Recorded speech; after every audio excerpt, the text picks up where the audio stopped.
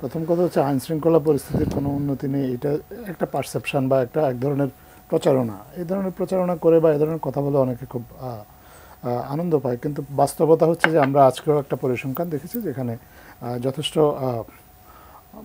পরিষ্কারভাবে বলা হয়েছে যে আইন শৃঙ্খলা পরিস্থিতি যথেষ্ট উন্নতির দিকে, ছিনতাই বা ডাকাতি ইত্যাদি ঘটনাগুলো কমেছে। এবং এর কিছুদিন আগে আমরা কতদিনের পরিসংখ্যানটা ছিল এই পরিসংখ্যানগুলো হচ্ছে জানুয়ারি টু গত বছরের জানুয়ারির তুলনায় এই পরিসংখ্যানটা আপনার এই বছরের জানুয়ারিতে দেখা গেছে যে এই বছরের ছিনতাই ডাকাতি এগুলোর সংখ্যা কম।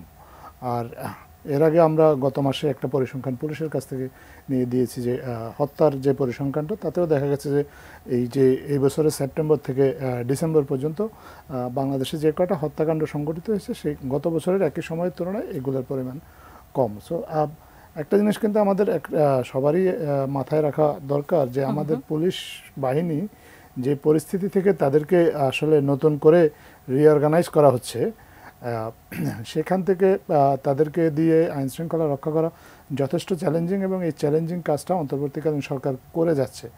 একনল হ্যান্ড ওয়াশ 100% প্যারাবেন ফ্রি, তাই নিরাপদ হাতের জন্য আস্থা রাখুন একনলে। প্রথম কথা, বিএনপিকে তো অবশ্যই ধন্যবাদ, কারণ তারা দেশের সবচেয়ে বড় রাজনৈতিক দল হিসেবে এই গত 6 মাসে সরকার অনেকগুলো সংকট ফেস করেছে। সংকটগুলোতে তারা সরকারকে সমর্থন দিয়েছে, এখনও সমর্থনটা দিয়ে যাচ্ছে।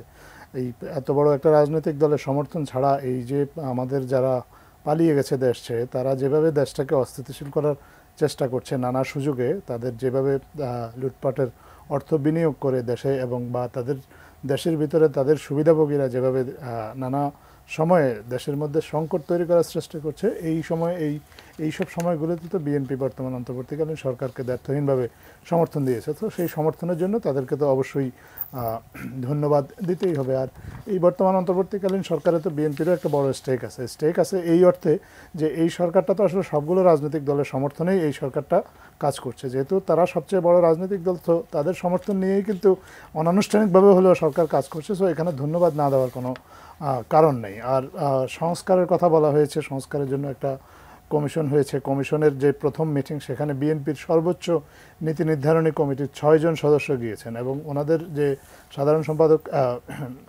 মির্জা ফখরুল ইসলাম আলমগীর, মহাসচিব, আমি সাধারণ সম্পাদক বলেছি, উনি বলেছেন যে আমরা যে আমাদের নীতি নির্ধারণী কমিটির 6 জন এখানে এসেছি, এটা ইটসেলফ প্রমাণ করে যে এই যে সংস্কারের যে উদ্যোগ, এই উদ্যোগগুলোতে আমাদের সমর্থন আছে।